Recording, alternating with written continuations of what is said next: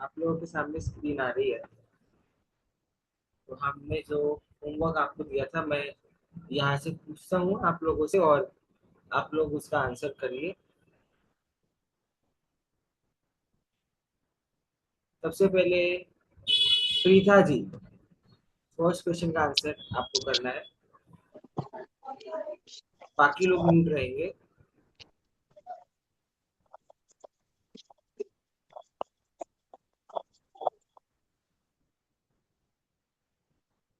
Preeta ji unmute कीजिए, फिर बोलिए।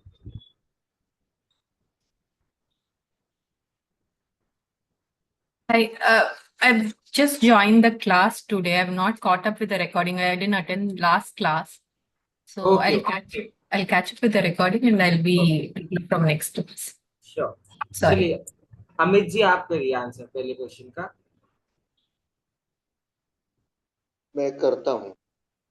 मेरी आवाज आ रही है? जी जी। मैं रस्व के बारे में बोलता हूँ। तो इसमें से रस्व है रू, उसके बाद ई, अ, उ, ये री है, री री, और ई। ई, अ और उ। बस। बस। ओके। और दीर्घ? हाँ, दीर्घ में मैं बता सकता हूँ ना? हाँ बताइए बताइए। उ, उ, आ, ई।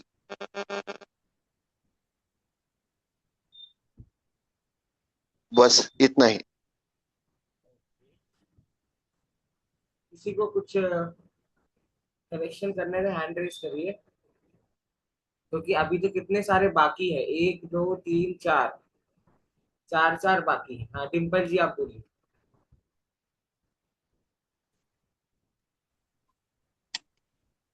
उ, आ, ये री। जो चार बच गए इनका बताइए, ये कौन कौन से जो बच गए हैं वो किस में जाएंगे? ये दीर्घ में जाएंगे। री, सारे। हाँ। ओ, ई, ए, औ, ए। एक मिनट, ये किस में जाएगा ओ?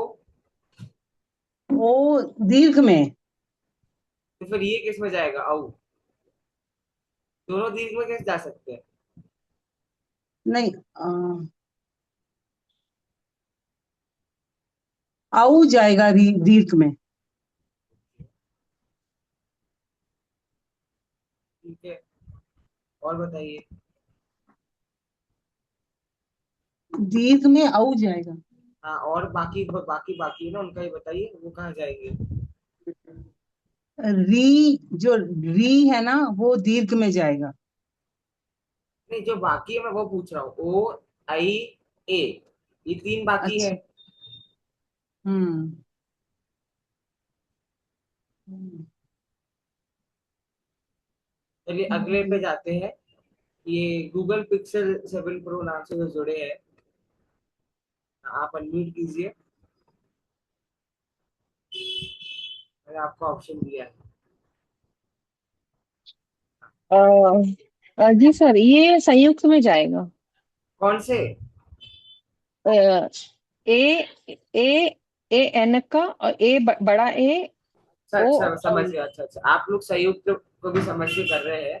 मेरा कोई हाँ, ठीक है, अभी आप संयुक्त को हटा दीजिए और अच्छा। इन दो में से किसी में डालिए, ह्रस्व या दीर्घ में से। तो जो तीन तो बाकी है दीर्घ, वो कौन सा किस में जाएगा?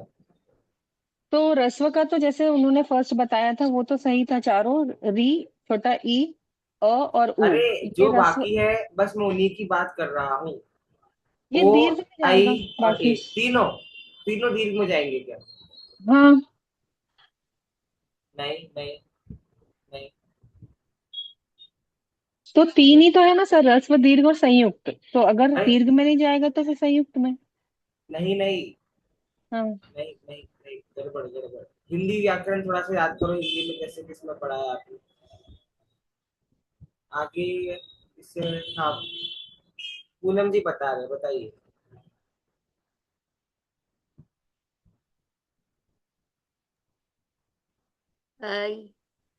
ये जो है ओ, वो तो हाँ, ऋस्व में जाएगा। शाबाश। ओ हो गया रस्व। और हाँ, ए हो गया ऋस्व में। और जो सबसे आखिर में ए है क्या वो क्या? भी ऋस्व में हाँ, जाएगा। जब शाबाश। सब, है ना।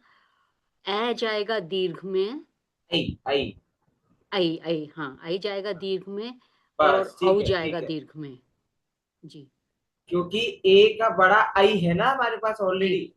तो जी। ए को हम दीर्घ नहीं कह सकते। तो ए हो जाएगा रस्व, आई हो जाएगा दीर्घ। वैसे ओ हो जाएगा रस्व, औ हो जाएगा दीर्घ। ऐसे चलिए हैंड डाउन कर लीजिए। अगले क्वेश्चन पे हम चलते हैं।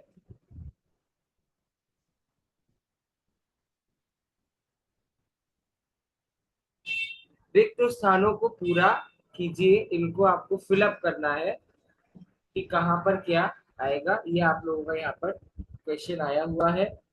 चलिए, सबसे पहला है ऊष्म। आपको बताना है ऊष्म स्वर कौन कौन से होते हैं। सेजल जी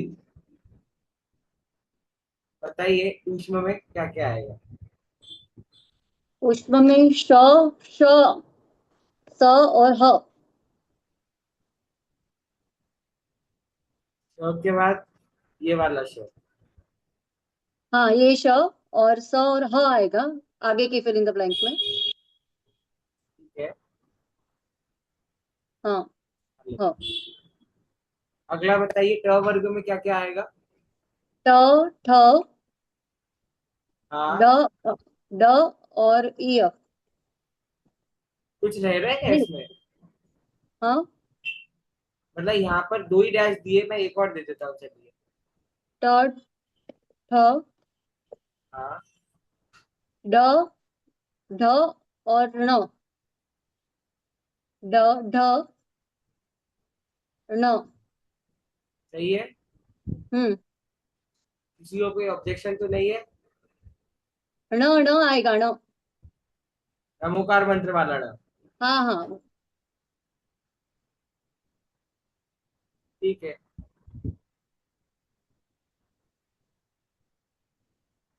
आगे बोलिए। अंतस्थ में य, र, ल, व आएगा फिल इन द ब्लैंक में। र, ल, व। व। और च वर्ग में? च वर्ग में च, छ, ज। च और ज आएगा फिल इन द ब्लैंक में। ज। हाँ, और ज। और एक और डैश अगर मैं बढ़ा दूं आगे तो क्या आएगा?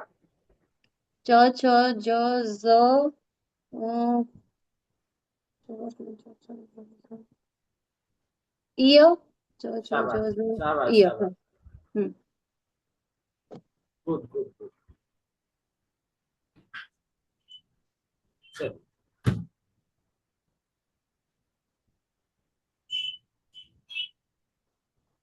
आगे बढ़ते हैं। अगला क्वेश्चन। विकल्पों से उचित उत्तर चुनिए, चूज द करेक्ट आंसर। ये है,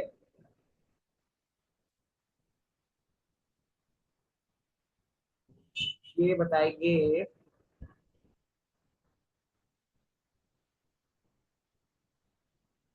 अशित जी।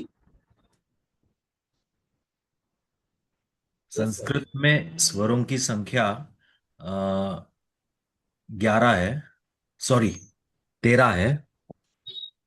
ठीक है। और ह्रस्व स्वरों की संख्या 5 है। कौन कौन से? अ, अ, हाँ, अ, ई, उ, री, री।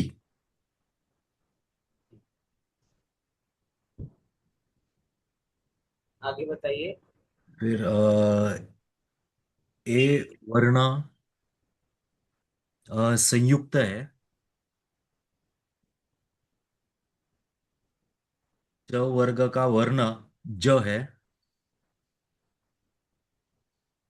और कौन सा वर्ण ऊष्म है? श।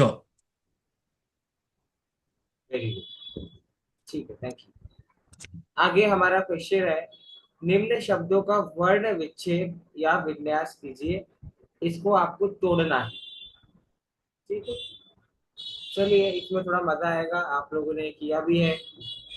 सो लेट्स सी इसमें कितना कैसा क्या लिखा है, तो उस हिसाब से हम करेंगे। एक एक क्वेश्चन मैं पूछता हूँ, फिर आप लोग आंसर उसका बताइएगा। स्वाति जी पहला बताइए, क्षत्रिय। क्षत्रिय, अनम्यूट कीजिए। क श त अरन, एक सेकंड आराम से। क श, फिर ट ट। त तात से तरबूज वाला त। अनंत लगाना है कि हाँ, नहीं?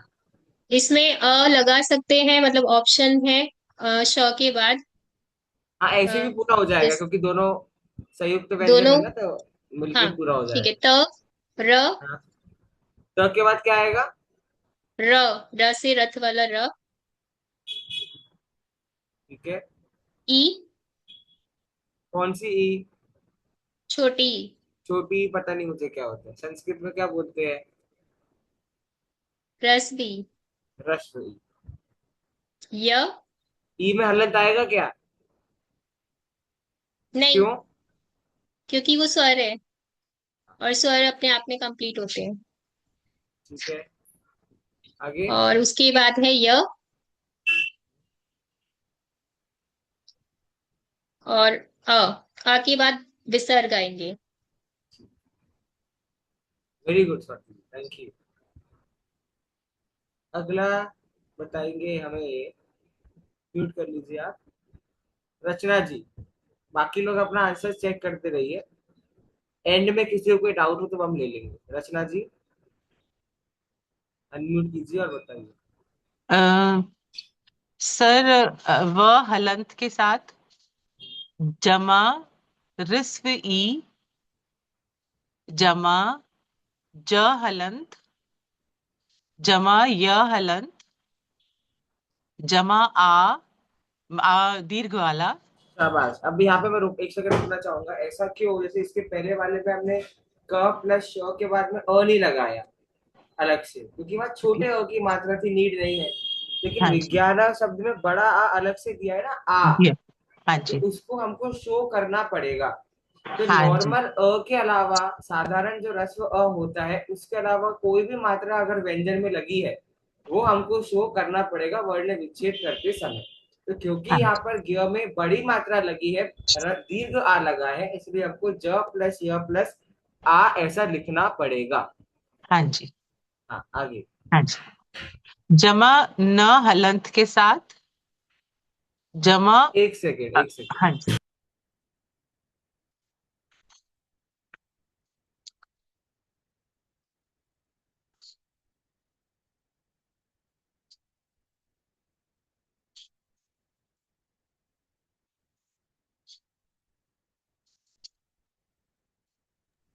हाँ, प्लीज कंटिन्यू रचना जी। हाँ जी। जमा न हलंत ठीक है, जमा रिस्व और विसर्ग। Very good. आगे अगला क्वेश्चन, वर्तिका जी, सूचिका। बाकी लोग आंसर चेक करते रहिए। सहलन सहलन प्लस उ कौन सा ऊ? दीर्घ दीर्घ ऊ। दीर्घ उ, हाँ, प्लस च हलंत वाला प्लस दीर्घ रस्व ई प्लस क हलंत वाला प्लस आ।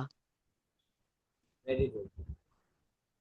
ये ऊपर एक चीज पूछना था, इस ज के साथ ये लिखा है इन्होंने, तो ये हाँ, ना वो, हाँ तो यह क्या? कि आपने विज्ञान में व ई ज और य लिखा है हाँ, हलंत वाला, इसकी जगह य था ना वो संयुक्त वर्ड में। हाँ, यह था, इसलिए मैंने कहा था कि मैं एंड में आप लोग के डाउट लूंगा। किसी ने, अच्छा कोई अनम्यूट नहीं कर पा रहा है शायद, इसलिए नहीं बोल पा रहे होंगे। ठीक है, परफेक्ट परफेक्ट, ठीक है, गुड।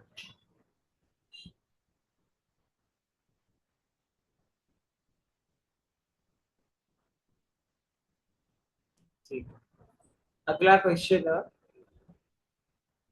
अब बाकी में तो कैमरे बंद किए हुए थे, मैं उनसे बात नहीं करूंगा। श्रुति जी बताइए, पत्रम।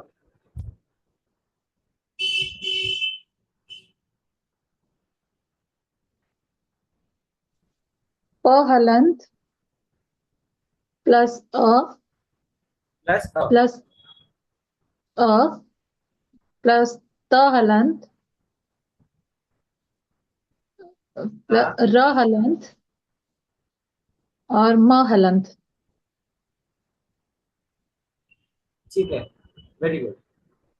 सुनीता जी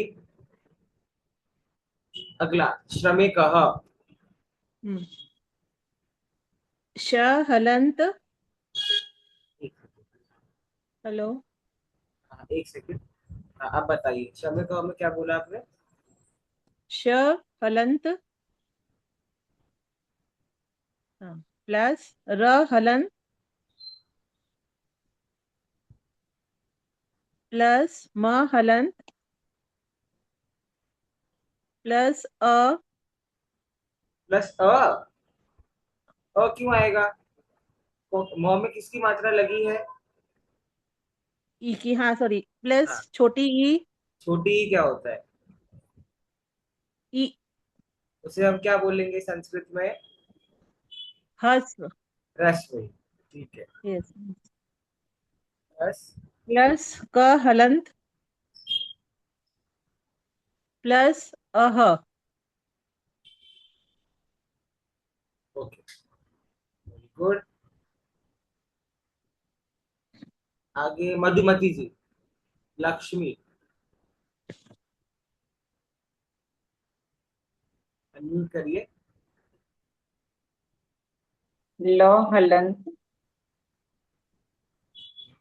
अ प्लस क हलंत प्लस क हलंत प्लस श हलंत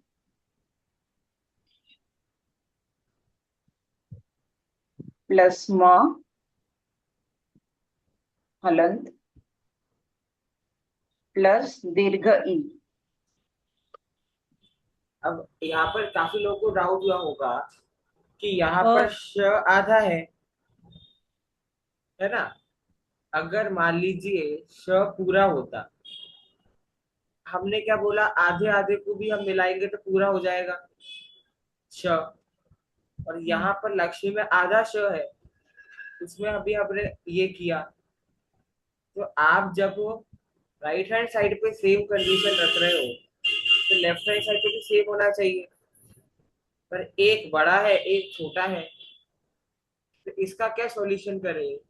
तो वर्ण विच्छेद करते समय इसका ये सॉल्यूशन करना है कि अगर आपके सामने कोई संयुक्त व्यंजन भी आ जाता है, अभी तक ठीक है पर आगे ध्यान रखेंगे हम सभी, अगर कोई संयुक्त व्यंजन आ जाता है तो उसको पूरा करने के लिए उसमें हम अ को लगा देंगे साथ में, ताकि आइडेंटिफाई हो जाए कि ये जो कंडीशन है ये एक पूरे के पूरे संयुक्त व्यंजन की बात कर रहा है। और जब हम नहीं लगा रहे हैं, ऐसा ही छोड़ रहे हैं, तो ये पता चल रहा है कि ये किसकी बात कर रहा है, ये एक आधे हलंत के साथ में लगे हुए शिव की बात कर रहा है। अब एक सेकंड में किसी को कुछ इस बात में कुछ पूछना है तो वो अनम्यूट करके बोल सकता है। सर वापिस बोले ना, थोड़ा हाँ, कंफ्यूजन हो गया। वापिस बोलता हूँ।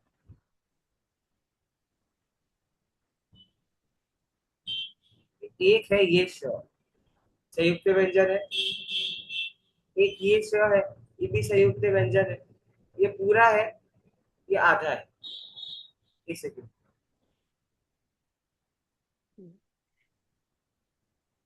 हलंत नहीं आएगा इसमें। जी। ये श है एक, और एक ये है जो लक्ष्मी में दिया हुआ है ना, वो ये हाफ। ये श को हमने क्या पढ़ा कि भाई ये संयुक्त व्यंजन है, तो क हलंत प्लस श हलंत वाला मिलकर के ये श बन जाता है, राइट? और यही नीचे वाली कंडीशन भी, जैसे भी लक्ष्मी में मधुमती जी ने बोला, तो वो भी क प्लस श बोला। नहीं, जब आपका ये वाली कंडीशन सेम है तो ये वाली कंडीशन अलग अलग क्यों है? एक पूरा, एक आधा, लेकिन दोनों का कंडीशन क प्लस श, क प्लस श। प्रॉब्लम समझ आई? इसका सॉल्यूशन क्या है? सॉल्यूशन हमको ये आगे से ध्यान रखने की भले ही संयुक्त व्यंजन हो तो भी उसको पूरा दिखाने के लिए हम साथ में अ को जोड़ेंगे ही। अगर आधा है तो हम अ को नहीं जोड़ेंगे, इतना ही कंप्लीट है। क्योंकि मान लीजिए आपके सामने शी आ जाता तो आप क प्लस श प्लस ई की मात्रा लगाते ही ना। तो जब आपके सामने साधारण श आया है तो हम क प्लस श प्लस अ क्यों नहीं लगाएंगे? मतलब लगाएंगे ही। ठीक है। तो संयुक्त तो व्यंजन भी भले ही आपके सामने हो पर उसको पूरा करने के लिए आपको अ को लगाना है। अभी तक हमने नहीं लगाया, आगे हम ध्यान रखेंगे। सॉरी सर, अगर लक्षण हो तो हाँ, तो फिर श क हलंत श हलंत प्लस और अ लगाएंगे लक्षण लगाएंगे में। लगाएंगे। ओके, ठीक है, ठीक है, थैंक यू। चलिए। लक्ष्मी के बाद अगला है अटवी। अटवी, दिलीप जी शाह।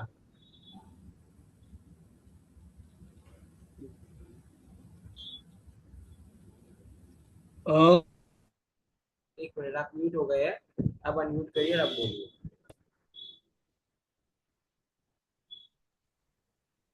अ वत्ता ट हलन वत्ता अ वत्ता व हलन वत्ता ई कौन सी व हलन भाई अ ई कौन सी लगेगी अटवी में? दीर्घी। हाँ, यहाँ बस मुझसे एक गलती हो गई, मैंने अ में हलंत लगा दिया, वो हलंत नहीं आएगा क्योंकि अ तो पूरा ही है। अ प्लस ट हलंत प्लस अ प्लस व हलंत प्लस दीर्घ ई, ऐसे आपका बन गया शब्द अटवी। और आखिरी आपका जो है सूर्य, ये हरुख जी। हरुख जी बताएंगे सूर्य। अनम्यूट करिए पहले। हाँ जी। तो स हलंत उ दीर्घ र हलंत य हलंत अ और विसर्ग। परफेक्ट, ठीक है, शाबाश, बहुत अच्छा। इसके साथ हमारा चौथा क्वेश्चन वर्ण विच्छेद भी पूरा हुआ। अब हम पढ़ेंगे अगला, जो है वर्ण संयोजन। आपको इनको जोड़ करके लिखना है। निम्न शब्दों का वर्ण संयोजन कीजिए। चलिए, पर एक बात से बहुत खुशी की सभी ने आंसर दिया है, मतलब सबने होमवर्क किया है। लास्ट टाइम की जो बैच थी उसमें कई लोग होमवर्क नहीं करके आते थे, लेकिन आप सबने किया है। So I am very happy, very good, keep it up. हाँ, अमिता जी बताइए वर्ण से, और सबको चेक करना है और कितना आपने स्कोर किया मैं पूछूंगा अभी इसके बाद।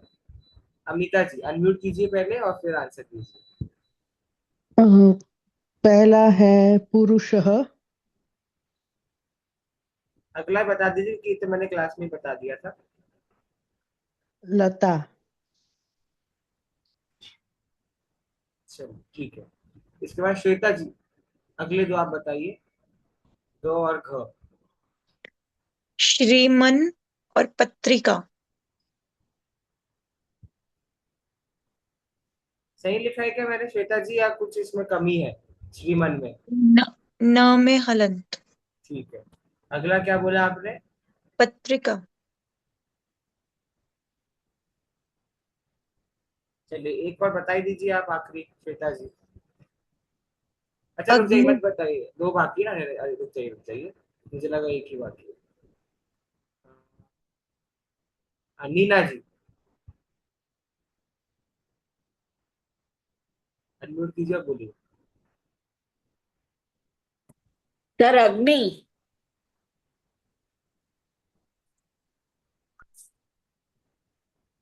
और आखिरी? सर लास्ट नहीं आ रहा है, मैंने नहीं किया है। ओके, अभी सोच के बता सकते हो आप क्या होगा? अच्छा मैं बताता हूँ, क प्लस आ क्या होगा ये बताइए। का।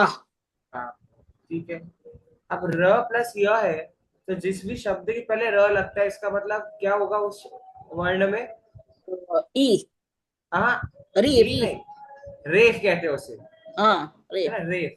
तो ये हो गया, उसके ऊपर रेफ चढ़ गया, अच्छा, कार्य। ओके। और आखिरी में क्या है? म म हलन। तो कार्यम। कार्यम। ओके। बस बन गया। थैंक यू आप सर। ऑन स्पॉट भी कर सकते हैं, ऐसा नहीं कि आप तैयारी नहीं करके आए तो आपको ऐसे लगे कि मुझे नहीं आ रहा है, ऐसा नहीं है, सब कुछ ऑन स्पॉट कर सकते हैं, वो बात है। ठीक है, चलिए डन। अब किस किसने याद कर लिया है टॉपिक? मुझे वर्णों के नाम, स्वर और व्यंजन आप लोगों से सुनने हैं। मैं अगले टॉपिक पे चले जाऊं और आप लोग को स्वर व्यंजन याद नहीं है तो काम नहीं चलेगा ना। स्वर व्यंजन किस किस को याद हो गए हैं? हैंड रेज करिए। प्रेमा जी अनम्यूट कीजिए। Yes sir. क्या आप मुझे स्वर सुना सकते हैं? स्वर। अ अ आ ई ई उ ऊ री री ल हाँ, री। री। री ठीक है, ए आई ओ ओ औ।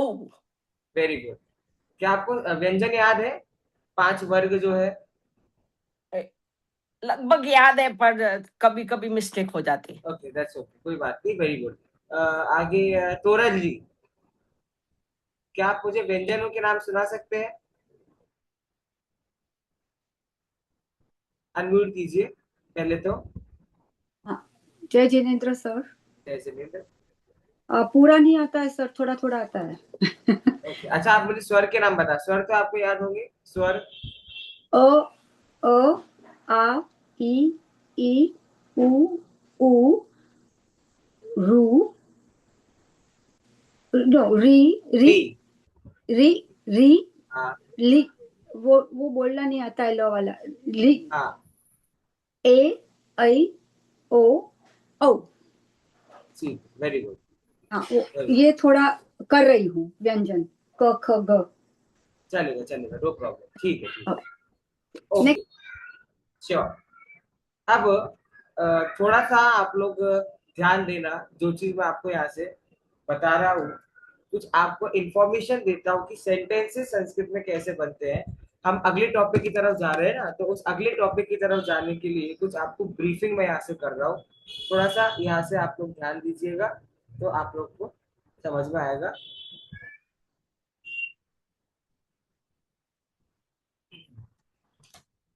आ रहा है, जब तक व्हाइट बोर्ड आपके सामने आता है तब तक मैं, चलिए आ ही गया है वैसे तो।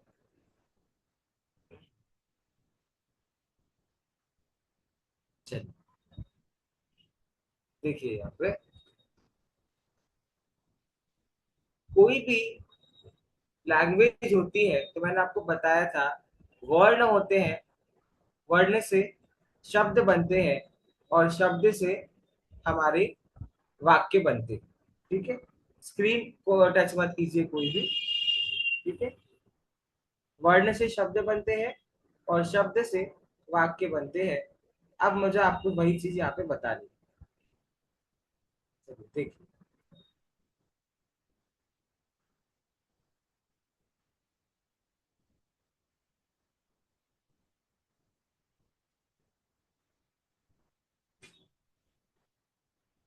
जैसे मैंने यहाँ पे लिखा राम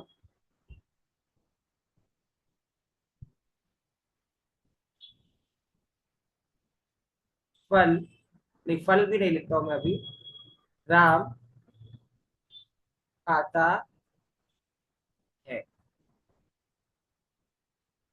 ठीक है, ये वर्ड मैंने लिखा। अब इसको मैं एक बार संस्कृत में ट्रांसलेट करता हूँ। ठीक है, संस्कृत में ट्रांसलेट करने पर आपका ये वाक्य क्या बनेगा? रामः खादति। रामः खादति। अब आप सभी ने आई गेस इंग्लिश ग्रामर तो पढ़ा है, इंग्लिश लैंग्वेज में सेंटेंस मेकिंग आपने पढ़ी है। तो हमें सेंटेंस बनाने में दो ही चीजें चाहिए होती है, जिसमें एक का नाम होता है सब्जेक्ट, एक का नाम है वर्ब। हुआ सब्जेक्ट एंड वर्ब। अब जब हम संस्कृत भाषा की तरफ सॉरी आएंगे, टू इंटरप्ट, आप स्क्रॉल अप कीजिए, दिखाई नहीं दे रहा है नीचे का, एक सेकंड प्लीज, थैंक यू। अब इसको हम संस्कृत में क्या बोलेंगे, तो हम बोलेंगे कर्ता प्लस क्रिया, सब्जेक्ट वर्ब। क्योंकि आगे आपको कर्ता और क्रिया सीखना है, इसलिए मैं आपको ये चीज बता रहा हूं, कर्ता क्रिया। अब संस्कृत में कर्ताओं को हम याद करते हैं या कर्ता किस अकॉर्डिंग चेंज होते हैं, उसके लिए जो चीज कही जाती है उसका नाम होता है। We can't hear. Yes, board नहीं, हम लोगों को बोर्ड पे आप जो लिख रहे हैं वो दिख नहीं रहा। आप लोग अपनी स्क्रीन से जूम इन और जूम आउट कर सकते हैं, तो अपनी स्क्रीन से आप जूम इन जूम आउट करिए तो आपको वो दिखेगा। ठीक है, अपनी स्क्रीन से ऊपर नीचे कर सकते हैं। हाँ, स्क्रॉल कर लीजिए तो उस अकॉर्डिंग आपको दिखेगा। ठीक है, देखिए कर्ता को हम कहते हैं शब्द रूप।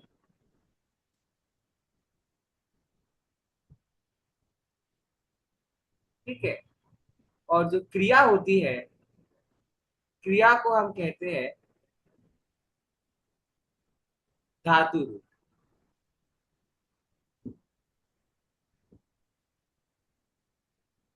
आप लोग का स्क्रीन आपके हाथ में ही है, ऊपर नीचे आपको जैसे कर रहा है करके आपको दिख जाएगा। शब्द रूप और धातु रूप इसे हम कहते हैं। अब एक जो सेंटेंस है वो हमेशा तो एक सा नहीं रहेगा, कुछ ना कुछ उसमें चेंज होगा। जैसे जैसे एक सेंटेंस मैंने आपके सामने लाया, राम खाता, फिर एक लाया मैंने राम खाता था, फिर मैंने एक सेंटेंस आपके सामने लाया, राम खाएगा। ये तीन सेंटेंस आपके सामने आए, राम खाता है, राम खाता था, राम खाएगा। ठीक है, अब मेरा क्वेश्चन आप लोगों से ये है, रोशनी जी बताइए इन तीनों सेंटेंस में डिफरेंस क्या है। रोशनी जी अनम्यूट कीजिए, आप बोलिए। हाँ खाता है बोले तो वर्तमान क्रिया है, ठीक है, खाता था पास्ट हो गया, ठीक है, खाएगा फ्यूचर होएगा। फ्यूचर में। अब जैसे हिंदी में इन तीनों को लिखने में डिफरेंस आया, राम खाता है, राम खाता था, राम खाएगा, तो ऑब्वियस सी बात है जब हम संस्कृत में लिखेंगे संस्कृत में डिफरेंस आएगा, राइट। तो संस्कृत में हम लिखेंगे तो कैसा डिफरेंस आएगा, जैसे रामः खादति, रामः अखादत, रामः खादयिष्यामि, खादयिष्यति। क्या चेंज हुआ इस सेंटेंस में, ये सेकेंड वर्ड, रामः खादति, रामः अखादत, रामः खादयिष्यति। इसका नाम होता है क्रिया, जिसे हम संस्कृत में लर्न करने के लिए जो टेक्निक है वो है धातु। करेक्ट, करेक्ट, ये बात समझ आई। अब एक और बात आप समझिए,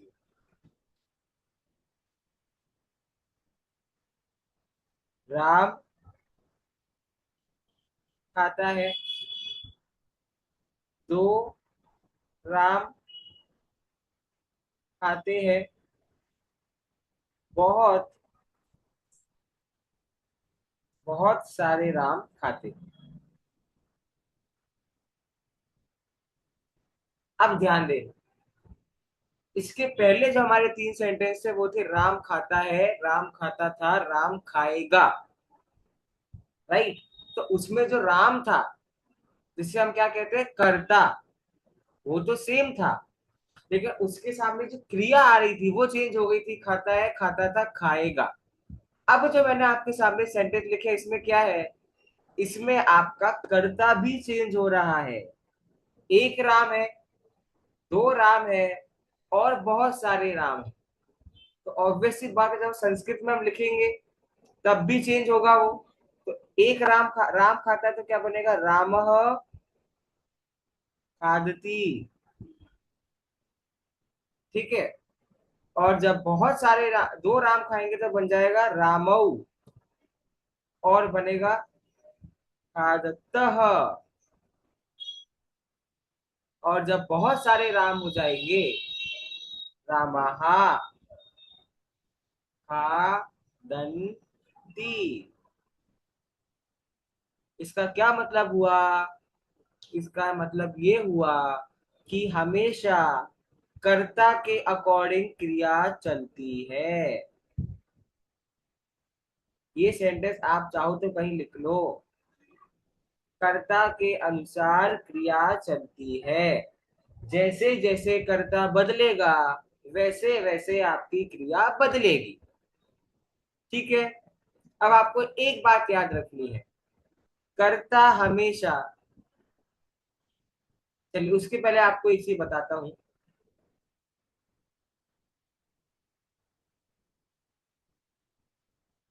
कर्ता को हम किस तरीके से याद करते हैं संस्कृत में, शब्द रूप, ठीक है।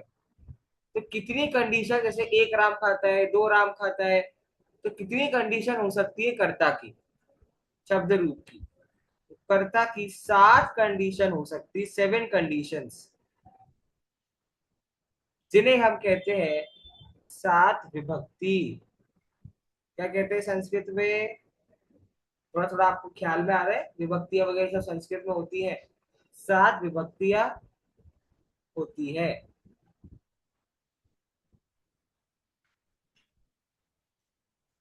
इन 7 विभक्तियों के क्या क्या नाम है, इन 7 विभक्तियों के नाम है प्रथमा,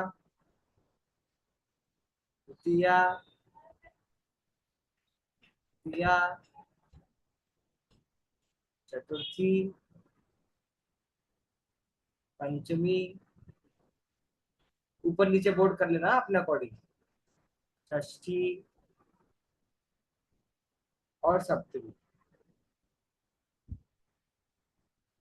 प्रथमा विभक्ति, द्वितीय विभक्ति, तृतीय विभक्ति, चतुर्थी विभक्ति, और फिर क्या बोला मैंने आपको, सप्तमी विभक्ति। इन 7 विभक्तियों को स्टडी करेंगे शब्द रूप, लेकिन उसके पहले इन 7 विभक्तियों का मतलब क्या है। भाई प्रथमा विभक्ति का मतलब क्या है, द्वितीय का मतलब क्या है, तृतीया का मतलब क्या है, चतुर्थी का मतलब क्या है, पंचमी का मतलब क्या है, षष्ठी का मतलब क्या है, सप्तमी विभक्ति का मतलब क्या है, या फिर ये कहाँ यूज होती है। इनको पढ़ने के लिए जो टॉपिक हम पढ़ने वाले हैं उसका नाम है कारक चिन्ह।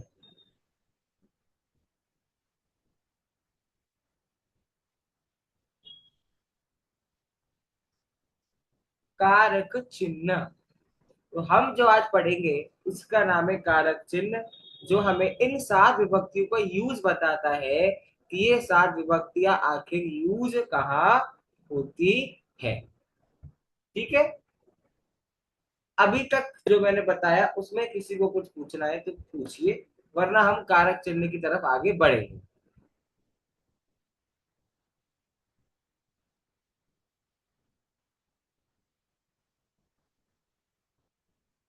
आप खुद से अनम्यूट कर सकते हैं आप लोग, मैंने वो ऑप्शन दिया है आप लोगों को। किसी को नहीं पूछ रहा है तो फिर हम आगे बढ़ते हैं, ठीक है। ओके, अमित जी कुछ पूछना है क्या आपको, हाँ बोलिए आप, चलिए मैंने आपको ऑप्शन दिया, करिए अनम्यूट कीजिए। सर ये कुछ वर्ड जो संस्कृत के होते हैं ना, उसमें हाँ लास्ट में वो विसर्ग आता है और कुछ में नहीं आता, वो कैसे समझेंगे? आ जाएंगे सब क्लियर कर देंगे, एक बता देंगे। उसी का नाम विभक्ति है अमित जी। एक है राम और एक है रामः, विभक्ति का अंतर आ जाता है। ठीक है, एक और बात, चलो अमित जी ने मुझसे क्वेश्चन पूछा है तो अमित जी का क्वेश्चन आंसर करता हूं। देखिए, जैसे हिंदी में हम कहते हैं अक्षर, तो संस्कृत में हम क्या कहते हैं? वर्ण। वैसे ही हिंदी में हम कहते हैं शब्द, तो संस्कृत में हम कहते हैं पद। अब राम जो है अमित जी, ये तो शब्द है, लेकिन हम राम शब्द को यूज नहीं कर सकते क्योंकि हमको उसको पद बनाना है। संस्कृत में पदों का प्रयोग है, तो उसको पद बनाने के लिए हम लगा देंगे विसर्ग, क्योंकि विसर्ग संस्कृत का रूल है। राम बन जाएगा पद, और अब इसका हम प्रयोग संस्कृत भाषा के वाक्यों में कर सकते हैं। राम का प्रयोग नहीं कर सकते क्योंकि राम क्या है? आपका शब्द है, हिंदी भाषा का है, लेकिन राम का पद प्रयोग कर सकते हैं क्योंकि राम संस्कृत भाषा का पद है। ओके, और भी क्लैरिटी आपको हो जाएगी। अभी तो आपने सिर्फ वर्णमाला पढ़ी है, और भी क्लैरिटी हो जाएगी, और नहीं होगी तो फिर हम क्लियर करेंगे। ओके, आ जाते हैं टॉपिक की तरफ, जो आज मुझे लेना है, कारक चिन्ह। डालिए कॉपी में हेडिंग कारक चिन्ह। अब जो मैंने आपको 7 विभक्तियां पढ़ाई है ना, उन 7 विभक्तियों के नाम है। ठीक है, प्रथमा विभक्ति का नाम है कर्ता, द्वितीय का नाम है कर्म, तृतीय का नाम है करण, चतुर्थी का नाम है संप्रदान,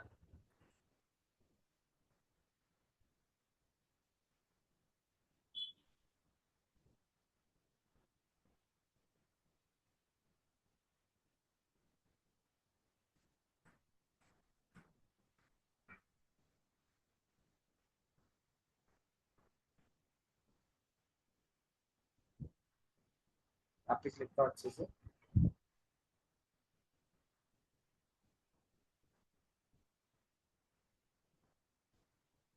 स्क्रीन को कम टच कीजिए आप लोग। पंचमी विभक्ति अपादान,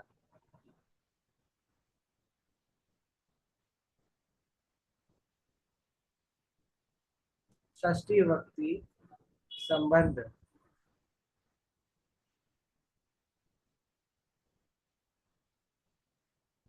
और सप्तमी विभक्ति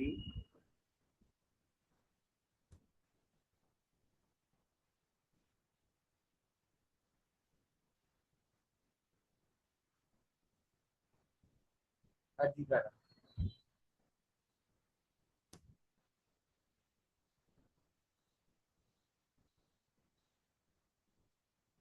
अधिकरण, ठीक है। कर्ता, कर्म, करण, संप्रदान, अपादान, संबंध, अधिकरण, ये 7 विभक्तियों के नाम है। मैं इसलिए कह रहा हूँ आपको याद करना पड़ेगा, आगे तो कंटेंट आपका याद करने का धीरे धीरे बढ़ता जाएगा। ठीक है, अधिकरण। ठीक है, अब आगे देखिए।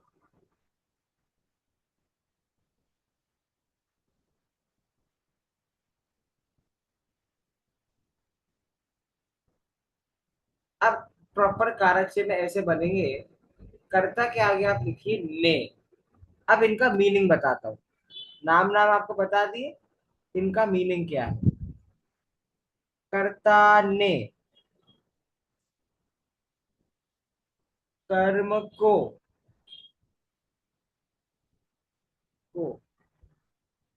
करण से, सर हमें दिखाई नहीं देता है। हाँ, आप अपनी स्क्रीन से ऊपर नीचे कर अपने स्क्रीन को ऊपर नीचे करके आप देख सकते हैं। आपके तब हाथ और में लोगों के, सर और लोगों के नाम आए जा रहे हैं जो जो हाँ, आप तो लिख इसलिए रहे मैं हैं। कह रहा हूँ कि please don't touch the screen again and again. So people's names are coming, so we can't read. Don't touch the screen, एक बार सेट कर लीजिए उसको, ठीक है। मैं वापस से अच्छे से कर रहा हूँ, आप लोग अब हाथ हटा दीजिए। Madhumati ji, can you move your screen? कर्ता ने कर्म को करण से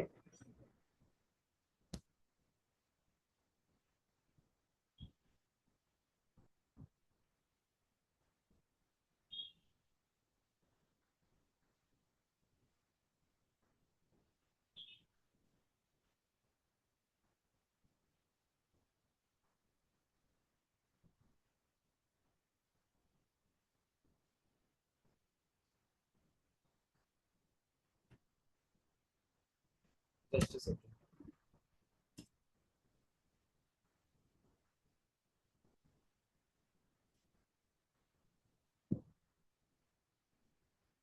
संप्रदान के लिए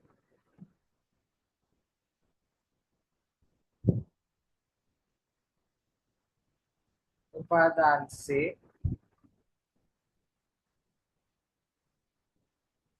संबंध का ए ई ब्रैकेट में रा रे ब्रैकेट नहीं री, संबंध का के की रा रे री अधिकरण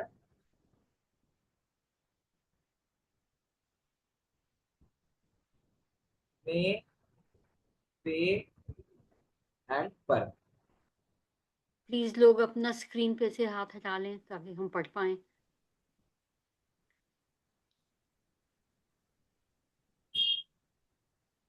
कर्ता ने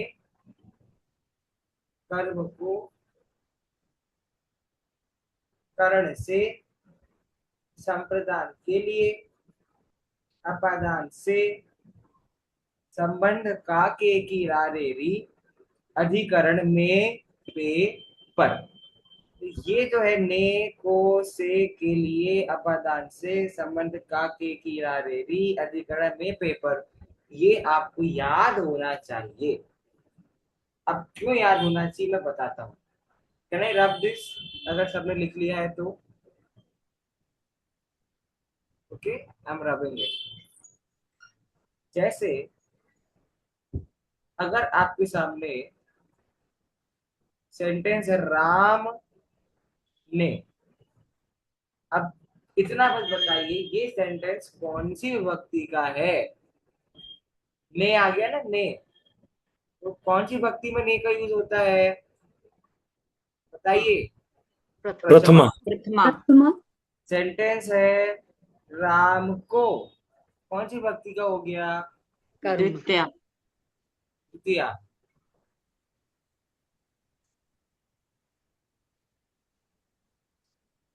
आगे राम। अच्छा, अब एक बात मैं समझानी है, तृतीया में भी से है और पंचमी में भी से है, राइट? ध्यान दिया आप लोगों ने?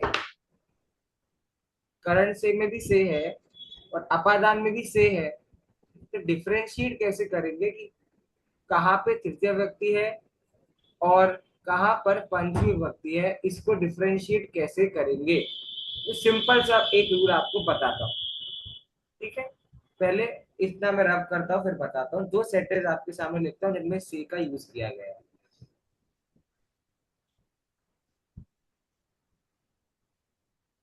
मैं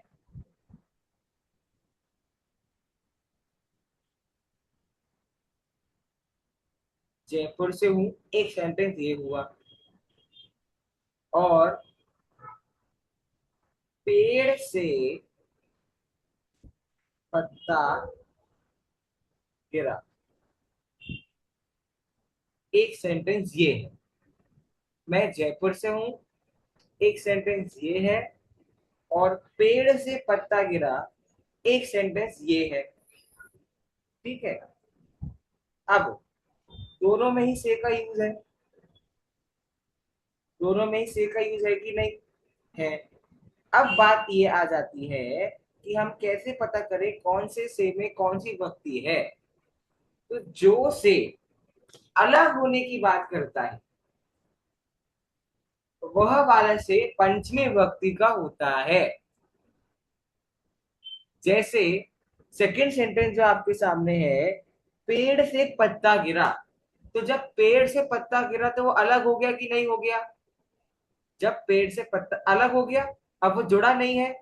तो जहां पर अलग होने की बात है वहां पे पंचमी विभक्ति आएगी। उसके अलावा नॉर्मली जब हम इसे यूज करेंगे तो तृतीया विभक्ति का यूज करेंगे।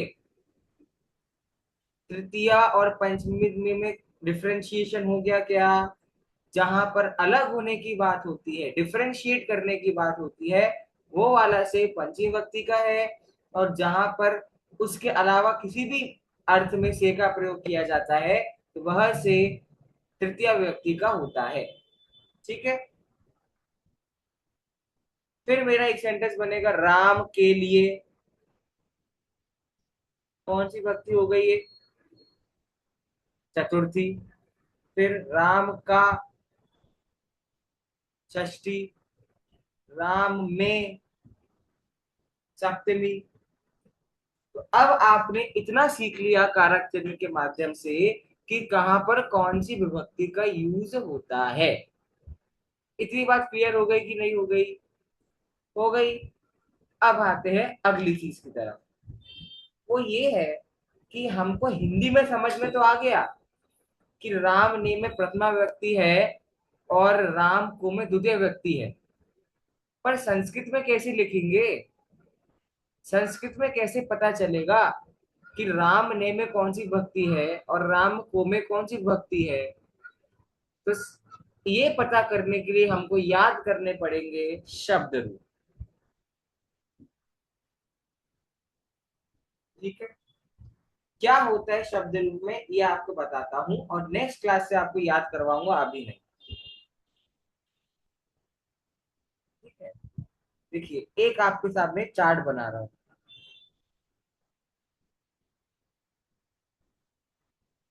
यहां पर लिखूंगा मैं, ऊपर लिखूंगा मैं वचन और राइट हैंड साइड पे मैं लिखूंगा विभक्ति। संस्कृत में क्या होते हैं? 3 वचन होते हैं। एक वचन, पहला लाइन, द्विवचन, दूसरा कॉलम, और बहुवचन, तीसरा कॉलम। वचन मतलब क्या होता है? कितने सारे होते हैं वो। एक एप्पल, दैट इज एक वचन। क्लियर? 2 एप्पल, दैट इज द्विवचन। और 2 से ज्यादा जो कुछ भी नंबर्स में है वो सारा क्या है? बहुवचन। संस्कृत में 2 के बाद जो कुछ भी आप गिनोगे वो किस में गिनोगे? बहुवचन में गिनेंगे। इसीलिए एक वचन, द्विवचन, बहुवचन। अब यहाँ पे लिख लो आप प्रथमा विभक्ति, द्वितीय विभक्ति, तृतीया विभक्ति, चतुर्थी विभक्ति, पंचमी, षष्ठी, सप्तमी। ठीक है। और एक और बोनस पॉइंट बता देता हूं, सप्तमी के बाद एक और चीज आती है जिसे हम कहते हैं संबोधन। वो विभक्ति नहीं होती है लेकिन वो ऐसी आती है। और कारक चिन्ह में सब लोग ऐड कर लीजिए सप्तमी विभक्ति के बाद संबोधन, जिसका साइन है हे, वो, अरे। इसका सेंटेंस बनेगा, जहां भी एक्सक्लेमेशन मार्क आपको दिख रहा है ना, ये एक्सक्लेमेशन मार्क इस बात का प्रूफ है, ये वाला मार्क, कि यहाँ पर संबोधन का प्रयोग किया गया है। जैसे हे राम, हरे राम, तो हे, अरे, ये संबोधन कहलाता है सप्तमी के बाद जो आता है वो। ठीक है।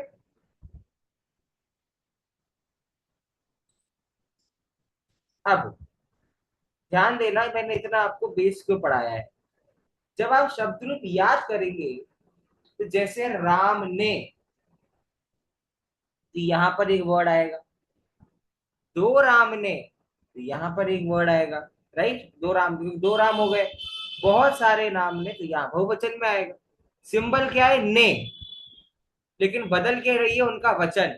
राम ने एक वचन, दो राम ने द्विवचन, बहुत सारे राम ने बहुवचन, लेकिन सिंबल तो ने है, तो विभक्ति प्रथमा है। राम को, दो राम को, बहुत सारे राम को,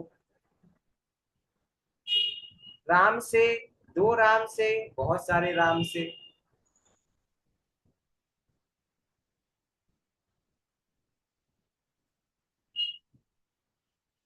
उसके बाद राम के लिए, दो राम के लिए, बहुत सारे राम के लिए, राम से, दो राम से, बहुत सारे राम से, राम का, दो राम का, बहुत सारे राम का, और राम में, दो राम में, बहुत सारे राम में, हे राम, हे दोनों राम, हे बहुत सारे राम।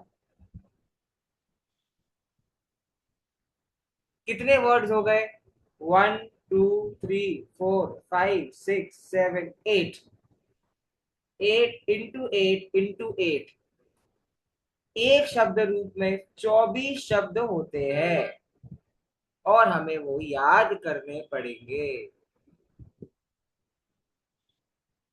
ये हम क्यों पढ़ रहे हैं शब्द रूप, क्योंकि हमें वाक्य बनाना सीखना है, और वाक्य में सबसे इंपॉर्टेंट होता है क्या, कर्ता, सब्जेक्ट, और कर्ता को स्टडी करने के लिए संस्कृत में आता है, उस टॉपिक का नाम है शब्द रूप।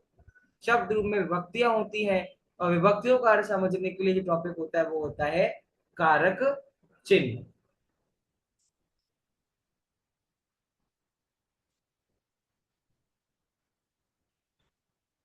ये आज मैंने आपको पूरा का पूरा बेस बताया है संस्कृत लैंग्वेज का, कि कैसे सेंटेंस बनते हैं, तो उनमें जो कर्ता होते हैं वो कर्ता कैसे डिसाइड होते हैं। जिनको समझ नहीं आया पहले वो हैंड रेस कर लीजिए।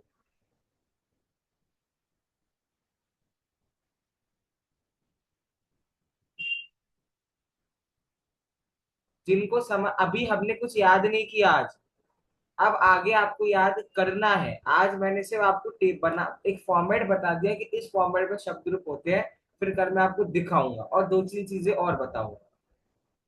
नोट्स बनाए सबने? हाँ, चित्रलेखा जी कुछ कह रहे हैं, बोलिए। अनम्यूट करिए पहले, फिर बोलिए। चित्रलेखा जी पहले अनम्यूट कीजिए।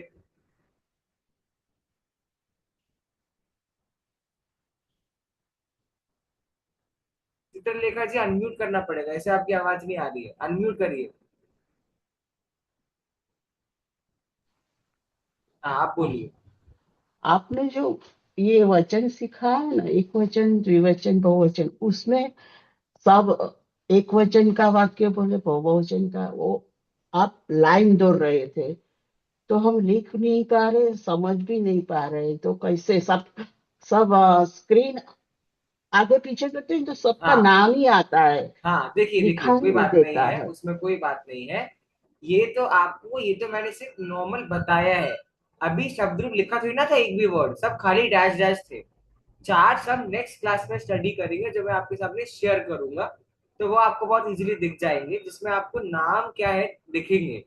क्या नाम दिखेंगे, कि प्रथमा व्यक्ति का एक वचन क्या बनेगा, द्वितीय व्यक्ति का एक वचन क्या बनेगा, और प्रथमा व्यक्ति का बहुवचन क्या बनेगा। तो वो सब आपको सिखाऊंगा। आज ऐसा कुछ हुआ नहीं है, आज तो मैंने फॉर्मेट बस बताया है। तो पिक्चर शेयर होंगी नेक्स्ट क्लास से चित्रलेखा जी, तो ज्यादा कोई इश्यू आएगा नहीं, ठीक है। और नाम दिखने का ऑप्शन भी होता है, वो मैं हटा दूंगा, तो नाम नहीं दिखेगा, ठीक है। और कुछ, हाँ, पल्लवी, पल्लवी जी कुछ कह रहे हैं, बोलिए।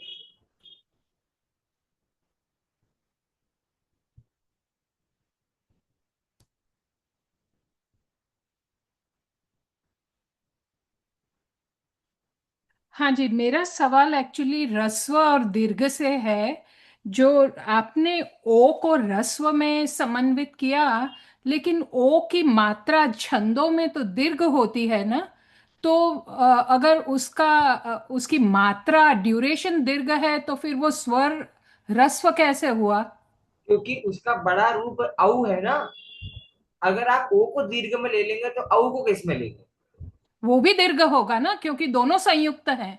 देखिए, संयुक्त तो ऐसे ए भी है, पर हमने ए को हाँ रस्व में लिया। मैंने इस हिसाब से रस्व और दीर्घ में बांटा है। जब आपके पास संयुक्त स्वर का ऑप्शन नहीं है मान लीजिए, और सिर्फ रस्व और दीर्घ है, तो आप कंपेयर करोगे ना, एक को इधर डालोगे, एक को इधर डालोगे। हाँ ई जी को यहाँ डाला, दीर्घ ई को यहाँ डाला, अ को यहाँ डाला, आ को यहाँ डाला, री को यहाँ डाला, री को यहाँ डाला। सिमिलरली ओ को यहाँ डालेंगे, औ को यहाँ डालेंगे, ए को यहाँ डालेंगे और ऐ को यहाँ डालेंगे। लेकिन जो आपकी बात है छंद प्रयोग में, वो बिल्कुल बात सही है, क्योंकि ओरिजिनली तो वो संयुक्त स्वर है, तो वो दीर्घ में ही मानेंगे। उनकी मात्रा भी ऐसे ऊपर लिखी जाती है, ए की मात्रा, ओ की मात्रा, हाँ हाँ है ना। हाँ तो वो लिखने में उस हिसाब से आएगा, लेकिन जब सिर्फ रस्व और दीर्घ हमारे सामने हो तब की ठीक है बात मैं कर रहा हूँ। वैसे तो वो संयुक्त है ही, देयर इज नो डाउट हाँ इन दैट। हाँ हाँ, हाँ श्वेता जी नमस्ते। आप कुछ कह रहे हैं? आपने ना दो जगह कर्ता वर्ड यूज किया है। एक बोला शब्द रूप इस कर्ता, और एक प्रथमा में भी कर्ता यूज किया। इन दोनों में थोड़ा डिफरेंस नहीं बता नहीं, दो। शब्द रूप तो क्या है, उस चार्ट का नाम है जिसमें 7 विभक्तियां हैं, 3 वचन है, संबोधन है। आपने कहा एक ना शब्द, सब। हाँ स्टडी, मैंने बोला कर्ता को स्टडी करने के लिए जिस चार्ट को हम पढ़ते हैं, वो चार्ट का नाम शब्द रूप है। शब्द रूप, एक शब्द कितने प्रकार से चल सकता है, तो एक शब्द 24 प्रकार से चल सकता है, इसलिए उसका नाम शब्द रूप है। बाकी अभी जो हम सेंटेंस बनाएंगे, उसमें आपको प्रथमा विभक्ति का सेंटेंस ही बनाना है, क्योंकि कर्ता हमेशा प्रथमा विभक्ति का ही होता है, लेकिन कई बार वो बदल जाता है, वो हम आगे पढ़ेंगे। तो अभी आप आगे का मत सोचो, अभी आप सिर्फ इतना याद रखो, कर्ता प्रथमा विभक्ति का होता है, लेकिन प्रथमा विभक्ति भी 7 में से एक है, और एक शब्द रूप का प्रकार है, इसलिए मैंने आपको पूरा का पूरा ही बता दिया। ठीक है, चलिए मधुमती जी आप बोलिए, क्या बोल रहे हैं?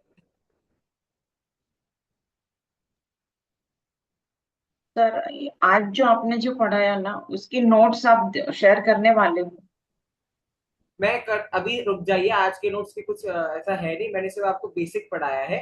नेक्स्ट क्लास में मैं आपको चार्ट दिखाऊंगा, ठीक है। तो जो मैं आपको चार्ट दिखाऊंगा, वो सारे चार्ट्स में शेयर कर दूंगा। लेकिन फिर भी हमने लास्ट क्लास में ऐसा किया था, कुछ बच्चों ने नोट्स बनाए होते हैं, तो जिन्होंने बहुत अच्छे नोट्स बनाए हैं उनके अकॉर्डिंग, वो एक बार मुझे पर्सनली भेज दीजिएगा। और फिर जिसके मुझे ऐसे लगेंगे कि मैं बाकी लोगों के सामने ग्रुप पे शेयर कर सकता हूँ, तो मैं शेयर कर दूंगा। तो ये चित्रलेखा जी भी जैसा भी कह रहे थे, तो उनके पास भी नोट्स आ जाए, ठीक है।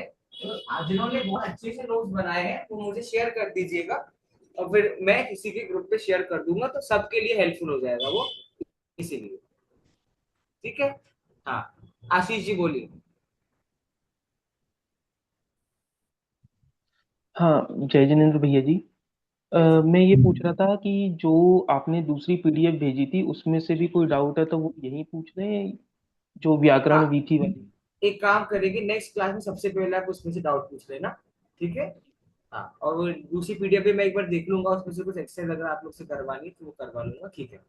ठीक है, सबसे पहले आपका डाउट ले लेंगे नेक्स्ट क्लास में, और एक बार आप मुझे पर्सनली पूछ लेना, ऐसा कुछ है। ठीक है। ठीक है, और ये ओ, जैसे आप कह रहे थे कि रसु ले सकते हैं, पर रसु सर तो 5 ही हैं, तो फिर उसे रसु में हाँ कैसे? क्योंकि तब हमने संयुक्त स्वर की कैटेगरी बांटी थी ना, तब हमने, लेकिन जो आपको क्वेश्चन दिया था उसमें तो रस्व और दीर्घ 2 ही ऑप्शन थे बस हमारे पास, इसीलिए। लेकिन है वो संयुक्त ही, ठीक है, वही बात मैं बार बार कह रहा हूँ, वो है संयुक्त स्वर ही। हाँ, लास्ट डाउट, ये गूगल पिक्सल 7, आपका नाम क्या, आप नाम बता दीजिए पहले, तो आपका फोन का मॉडल आ रहा है। हाँ जी, मैं जी, मेरा नाम संगीता है। जी, मैं नहीं सुन पाई थी। राम खाएगा जो भविष्य काल में है, तो खाद्यश्यति था क्या, क्या था वो? खादिष्यति, खाद्यश्य। खादिष्यति। द ठीक में है, बस। छोटी की मात्रा श, य और त में छोटी की मात्रा, खादिष्यति। रोशनी जी बोलिए। सर क्षत्रिय हमने बनाया है ना जो वर्ड, उसमें क हलन प्लस श हलन प्लस त लिया था, मैंने बीच में अ लिखा है। चलेगा चलेगा, मैंने बाद में बताया ना आपको, क्षत्रिय में श पूरा है, तो संयुक्त व्यंजन में भी अ लगाना पड़ेगा, तो सही है वो। श्रमिक में भी बीच में अ बिल्कुल आएगा। बिल्कुल चलेगा, सभी में चलेगा, सभी में आएगा, वेरी गुड। थैंक और यू। मुझे सबसे अच्छी बात लगी, सबने होमवर्क किया है और सब इतने उससे सुन रहे हैं, it's very good, good for everybody. और जिनने नोट्स बनाए मुझे शेयर कर देना, ताकि जिन लोग नहीं लिख पाए, क्योंकि सबके हिसाब से चलना पड़ेगा, मैं रुकूंगा तो फिर सबके साथ जस्टिस नहीं होगा। जो लोग थोड़े स्लो राइटर है कोई प्रॉब्लम नहीं है, आई will share the notes in the group, तो आप वहां से कॉपी कर सकते हैं। तो विल मीट ऑन फ्राइडे, और फिर हम शब्द रूप को समझेंगे और उनको याद करना चालू करेंगे। टिल देन सभी को जय जिनेन्द्र। जय जिनेन्द्र। सर हाँ बोलो बोलो। आप जय एक बार जिनेन्द्र। वो वीडियो को सेंड कर सकते हो, ये वाला जो आज आपने किया है, हाँ हाँ, ये रिकॉर्डिंग में रिकॉर्डिंग, शेयर कर दो। क्योंकि मैं थोड़ी सी क्लास सुन पाई, मैं लेट आई थी। Okay, no issue, I will share it. हाँ, थैंक यू। ओके, जय जिनेन्द्र। जय जिनेन्द्र, सभी को जय जिनेन्द्र। जय श्री जय जिनेन्द्र।